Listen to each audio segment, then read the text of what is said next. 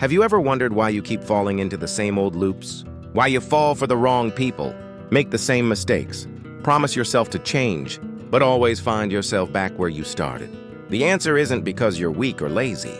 It's because, as the Buddha teaches, we often live in ignorance, not stupidity, but the lack of deep understanding about the true nature of our minds and reality.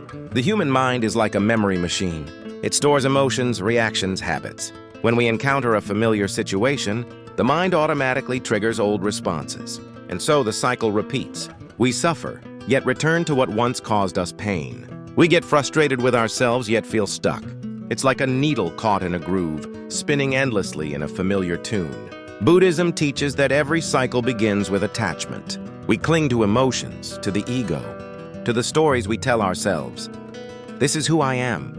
I can't change. I don't deserve love. But the Buddha also gave us this profound truth. Everything is impermanent. Nothing is fixed, including who we are. And when we understand this deeply, we realize we can break any pattern. The key is mindfulness. When you live with awareness, you stop acting on autopilot. You begin to see clearly what's happening in your mind, becoming the observer instead of being swept away by the storm. Imagine standing beside a river. You're no longer drowning in the current. You're simply watching it flow. That's when you gain the power to choose your response. A toxic relationship, you can walk away. A bad habit, you can replace it with a healthier one. A negative belief, you can learn to let it go. But to do that, you must be present, moment by moment. The Buddha said, the mind is everything. What you think, you become. Change your mind and you change your world. If today you find yourself repeating the past, don't judge yourself. See it as a chance to practice awareness. Ask yourself, why am I doing this again?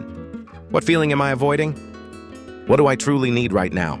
The answers won't come instantly, but if you practice mindfulness, even just a few minutes each day, you'll slowly find your way out of your inner maze. Breaking the cycle is not about winning a war.